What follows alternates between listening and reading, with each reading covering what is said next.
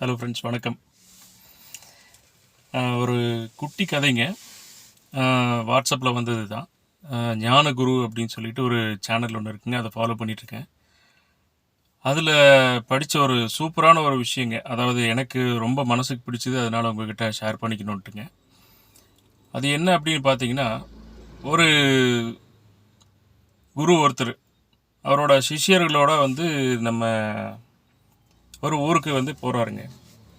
அந்த ஊருக்கு போயிருந்த பொழுது அவரோட சிஷ்யர் ஒரு டவுட் ஒன்று கேட்குறாரு.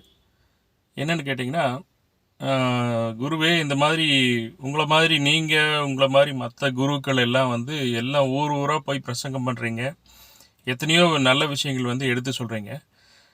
ஆனாலும் ஊருக்குள்ளார கொலை பண்ணுறவங்க, தப்பு பண்ணுறவங்க நிறைய இருக்கிறாங்களே குரு, யாரும் திருந்தின மாதிரி தெரியலையே அப்படின்னு சொல்லி அவர் கேட்குறாரு.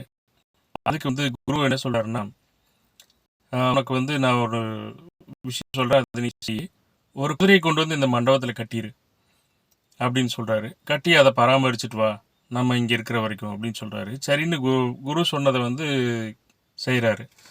அந்த சிஷ்யர் செய்கிறாரு. அப்போ ஒரு 4 நாள் கழித்து அவர் குரு கேட்குறாரு, நீ என்னென்ன பண்ணிகிட்ருக்க அந்த குதிரைக்கு அப்படின்னு கேட்குறாரு. அப்போ அந்த குதிரை சாணம் போடுது குரு, மற்றபடி அங்கே அசுத்தங்கள் எல்லாம் செய்யுது, நான் டெய்லி க்ளீன் பண்ணிகிட்ருக்கிறேன் அப்படின்னு சொல்லவும், குரு என்ன சொல்கிறாருன்னா, நீ அந்த ஃபஸ்ட் டே கேட்ட கேள்விக்கு இதுதான் பதில் அப்படின்னு சொல்கிறாரு. எப்படி குருவே அப்படின்னா, அந்த குதிரை தான் சாணம் போட்டுகிட்டே இருக்குதே, அசுத்தம் பண்ணிக்கிட்டே இருக்குதே, நீ எதுக்கு அதை டெய்லி க்ளீன் பண்ணுற அப்படின்னு சொல்லி கேட்குறாரு. இல்லை குரு, அது அப்படியே விட்டுட்டே இருந்தோம்னா மறுபடியும் அதிலிருந்து வரக்கூடிய அந்த துர்நாற்றங்கள் அதிகமாகும், நம்மளுக்கு வியாதி அதிகமாகும், அதனால அது வியாதிகள் வரும், மற்றபடி அசௌகரியங்கள் நிறைய ஏற்படும், அதனால நான் அதைய க்ளீன் பண்ணிகிட்ருக்கேன் அப்படின்னு சொல்கிறாரு. இதே வேலையை தான் நாங்களும் செய்கிறோம் அப்படின்ட்டாரு.